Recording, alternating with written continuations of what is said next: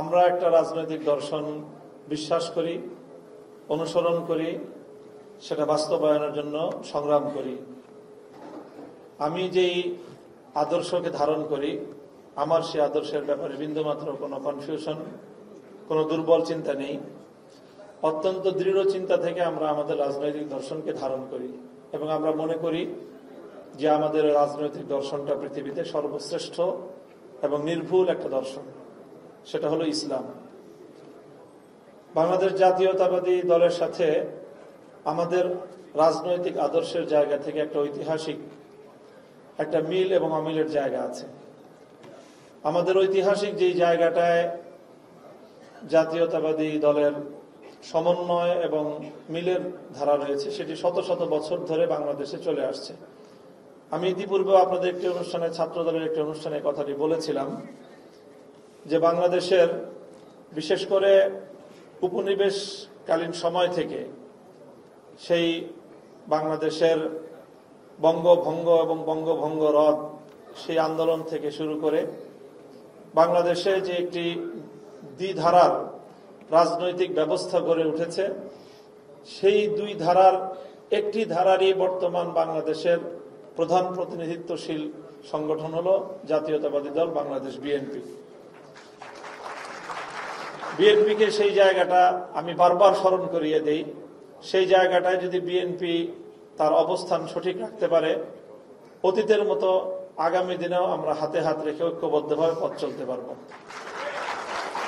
আমি আমার পূর্বসূরি শাইখুল হাদিস আল্লামা আজিজুল হক রহমতুল্লাহ আলাইহির নাম স্মরণ করে বলবো যে বেগম জিয়া সহ আমাদের পূর্বসূরিরা বাংলাদেশে যে রাজনৈতিক ঐক্যের জায়গা থেকে সমন্বয় গড়ে তুলেছিলেন, আমি মনে করি আগামী দিনেও বাংলাদেশে তার প্রাসঙ্গিকতা রয়েছে। আমি আমাদের বিভিন্ন সংগ্রামে আপনাদের নেতৃবৃন্দের যে অতীতের যে ভূমিকা, সেই জায়গাটাকেও আমি শ্রদ্ধা ভরে স্মরণ করতে চাই এবং সেই জন্য আজকে আপনাদেরকে বিশেষ করে বিএনপি নেতৃবৃন্দকে একটি বিষয়ে সতর্ক করতে চাই। 2013 সালের 5ই মে শাপলা চত্বরে আমরা যখন ফ্যাসিবাদী আওয়ামী লীগের সবচেয়ে বর্বর হত্যাযজ্ঞের শিকার হয়েছিলাম, সেদিন সন্ধ্যাবেলায় কিন্তু বেগম জিয়া আপনাদের সকলকে আহ্বান করেছিলেন যে তোমরা শাপলা চত্বরের নিপীড়িত এই হেফাজতের আন্দোলনের পাশে তোমরা দাঁড়াও। আমি আজকে অত্যন্ত ব্যথা নিয়ে বলতে পারি যে আপনারা কিন্তু সেদিন আপনাদের নেত্রী সেই নির্দেশনা ফলো করেননি। যদি সকলে অনুসরণ করতেন, বেগম জিয়া যেই ফোর্সে তিনি আহ্বানটা জানিয়েছিলেন, বিএনপির সকলে যদি তখন সেইভাবে রাজপথে নামতো, তাহলে হয়তো 24-এর জন্য আমাদের অপেক্ষা করতে হতো না, 2013 সালেই আওয়ামী লীগের কবর রচিত।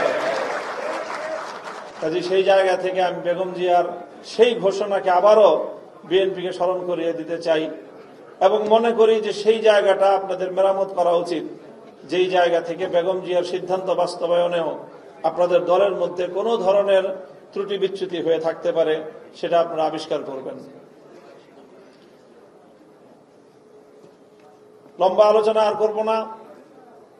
বাংলাদেশ জাতীয়তাবাদী দলের সৃষ্টির যে ইতিহাস আমরা অধ্যয়ন করি, সেখানে এই জাতীয়তাবাদী দল গঠনের সূচনা লগ্নে শহীদ প্রেসিডেন্ট জিয়াউর রহমানের কিছু চিন্তা এবং তার সৃষ্টিশীল কিছু কর্মের কথা আমরা জানি। তিনি ঠিক এভাবেই একটি গঠনমূলক এবং একটি মেধাবী সংগঠন হিসেবে জাতীয়তাবাদী দলকে গঠন করার জন্য এবং পরবর্তী নেতৃত্ব সৃষ্টি করার জন্য জাতীয়তাবাদী ছাত্র দল তিনি নিজ হাতে গঠন করেছিলেন এবং জাতীয়তাবাদী ছাত্র দলের নেতৃত্বের জন্য জিয়াউর রহমান সাহেব সারা দেশের বিভিন্ন শিক্ষা প্রতিষ্ঠানে তিনি নিজে গিয়েছেন এবং সেখান থেকে মেধাবী ছাত্রদেরকে তিনি ব্যক্তিগতভাবে উৎসাহ দিয়ে আহ্বান জানিয়ে তাদের হাতে ছাত্র দলের নেতৃত্ব তুলে দিয়েছিলেন।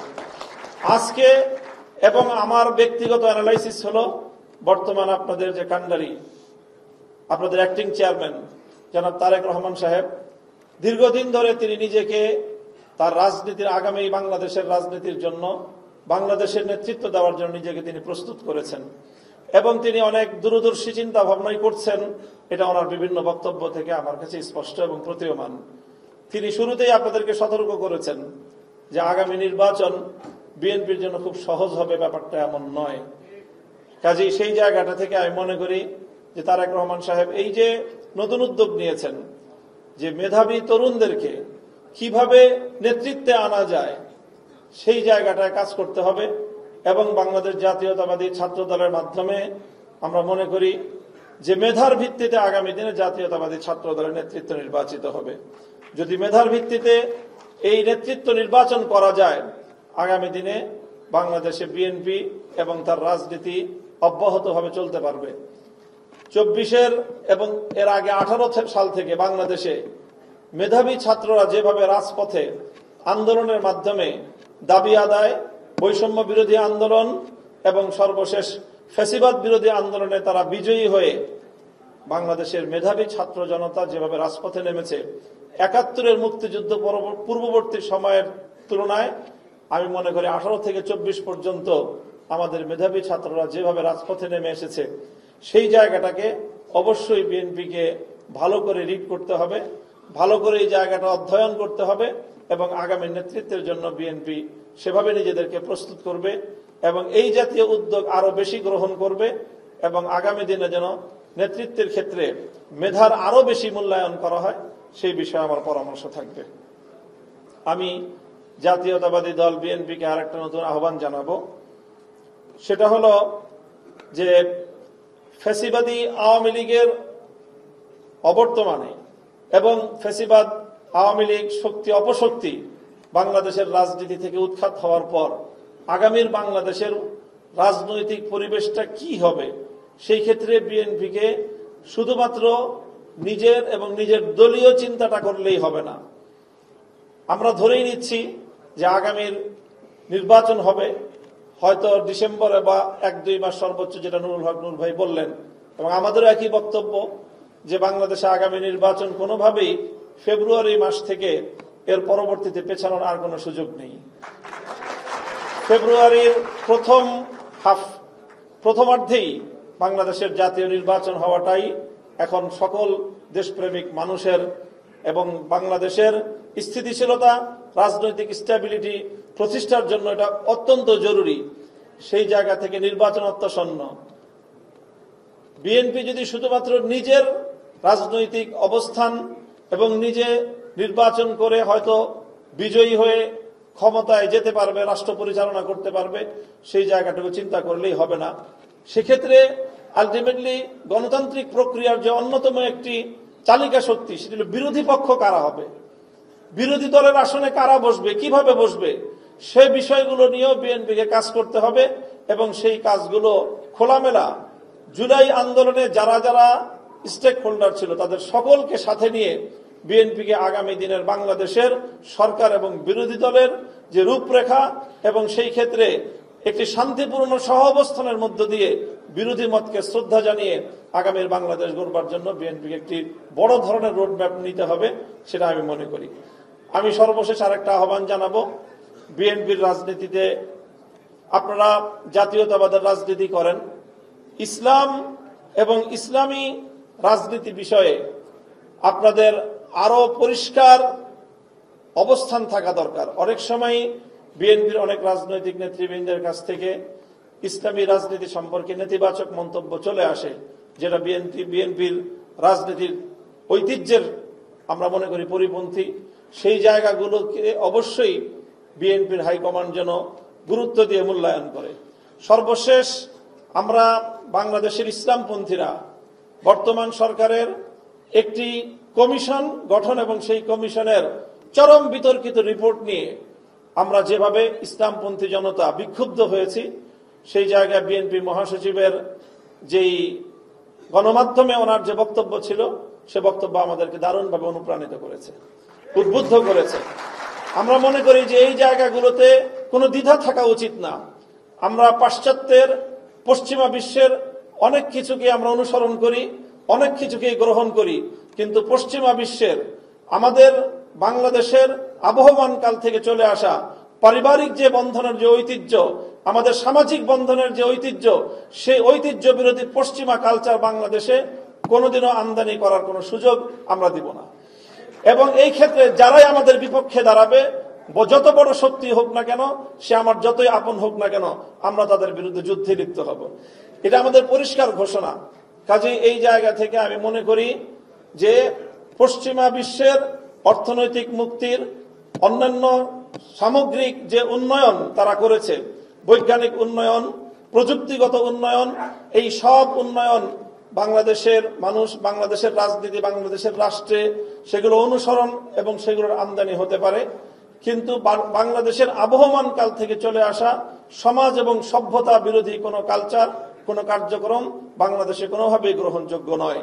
খুব সূক্ষ্ম একটা বিষয়ের মাধ্যমে আমাদেরকে শঙ্কা আমাদের মধ্যে তৈরি হচ্ছে। রেইনবো নেশনের একটা প্রসঙ্গ আজকে আলোচনায় এসেছে। সেই রেইনবো নেশনের বিষয় নিয়ে এবং এই টার্মগুলো নিয়ে আমাদের মধ্যে এক ধরনের শঙ্কা কাজ করে। আমি মনে করি যে আপনারা এই জায়গাগুলো নিয়ে আরো গবেষণা করবেন, আপনাদের বক্তব্য এবং অবস্থান এই জায়গাগুলোতে আরো ক্লিয়ার হবে। রেইনবো নেশন সহ ইত্যাদি আরো অনেকগুলো টার্ম যেগুলো সিম্বলিক হিসেবে ব্যবহার হচ্ছে এবং তার মাধ্যমে পশ্চিমা বিশ্বের একটা অসভ্য যে নীতি, এলজিবিটি কিউকে প্রমোট করবার এক ধরনের একটা ভয়াবহ প্রবণতা আছে। সেই জায়গাটা নিয়ে কিন্তু আমাদের অনেক শঙ্কা আছে। কাজে বিএনপি এবং বিএনপির যে হাইকমান্ড এবং বিএনপির নীতি নির্ধারকরা এই জায়গাটাকে খুব ভালো করে আপনারা জাতির সামনে আপনাদের অবস্থান পরিষ্কার রাখবেন, যেন আমাদের ইসলামপন্থীদের সাথে কোনোভাবেই মুখোমুখি কোনো অবস্থানে আমাদের চলে যেতে না হয়। সর্বশেষ আমি আমার আলোচনা আর দীর্ঘ করছি না। ইসলামোফোবিয়া যেন আপনারা আক্রান্ত না হন এবং ইসলামী মূল্যবোধের যেই কথা জাতীয়তাবাদী দলের প্রতিষ্ঠা লগ্ন থেকে অন্যতম প্রধান ভিত্তি হিসেবে বাংলাদেশ জাতীয়তাবাদী দল গ্রহণ করেছে, আমি আশা করব যে আগামী দিনেও সেই ইসলামী মূল্যবোধে বিশ্বাস এটা আরো জোরালো হবে, আরো শক্তিশালী হবে এবং ইনশাআল্লাহ আমরা আমাদের বাংলাদেশকে বিগত দিনের ফ্যাসিবাদী সরকার এবং এই ফ্যাসিবাদকে বাংলাদেশের বাইরে থেকে যারা বাংলাদেশে প্রতিষ্ঠিত করেছে, বাংলাদেশের মানুষের অধিকারকে চরমভাবে দুপায়ে দলিত করে নাই, শুধুমাত্র বাংলাদেশের মানুষের ইচ্ছা এবং অভিপ্রায়কে লাঞ্ছিত করেছে যে বিদেশি শক্তি, সেই বিদেশি শক্তির আধিপত্য বাংলাদেশে কোনোভাবেই প্রতিষ্ঠিত হতে দেওয়া যাবে না। সেই জায়গায় আমি মনে করি বাংলাদেশের সর্ববৃহৎ রাজনৈতিক দল হিসেবে বিএনপির ভূমিকা বলিষ্ঠ থাকবে, অতীতের মতোই। সর্বশেষ একটা গল্প বলে, গল্প নয়, বাস্তবতার একটা অভিজ্ঞতা বলে আমি আলোচনা শেষ করছি। গত কয়েকদিন আগে আমি পার্বত্য অঞ্চলে সফর করেছিলাম। পার্বত্য অঞ্চলে সেই এলাকা মানুষ দেখলাম এখনো শহীদ প্রেসিডেন্ট জিয়াউর রহমানের কথা শ্রদ্ধা ভরে স্মরণ করে। পার্বত্য অঞ্চল ছিল এমন একটা জায়গা যেখানে বাংলাদেশের স্বাধীনতা অরক্ষিত ছিল এবং পার্বত্য অঞ্চল বাংলাদেশ থেকে যে কোনো সময় বিদেশি কোনো ষড়যন্ত্রের ক্রীড়নক হিসেবে পার্বত্য অঞ্চল বাংলাদেশের হাতছাড়া হওয়ার একটা শঙ্কা ছিল। তিনি সুদূর প্রসারী চিন্তার মাধ্যমে পার্বত্য অঞ্চলে এমন কর্ম পরিকল্পনা গ্রহণ করেছিলেন যার সুদূর প্রসারী চিন্তার বদৌলতে বাংলাদেশের স্বাধীনতা পার্বত্য অঞ্চলে সুরক্ষিত হয়েছে। এইরকম দেশপ্রেমিক এবং দেশের স্বার্থ রক্ষা করার সুদূর প্রসারী চিন্তা নিয়ে শহীদ প্রেসিডেন্ট জিয়াউর রহমানের পরবর্তী উত্তরাধিকারী জনাব তারেক রহমান সাহেব সেই ধারায় অগ্রসর হবেন এই প্রত্যাশা ব্যক্ত করে, এবং সেই ধারায় আমাদের পক্ষ থেকে সব ধরনের সহযোগিতা থাকবে। আমরা হাতে হাত রেখে দেশের জন্য, জাতির জন্য যে কোনো কঠিন যুদ্ধে আমরা অবতীর্ণ হব এই প্রত্যয় ব্যক্ত করছি। সকলকে ধন্যবাদ। আসসালামু আলাইকুম ওয়া রাহমাতুল্লাহ।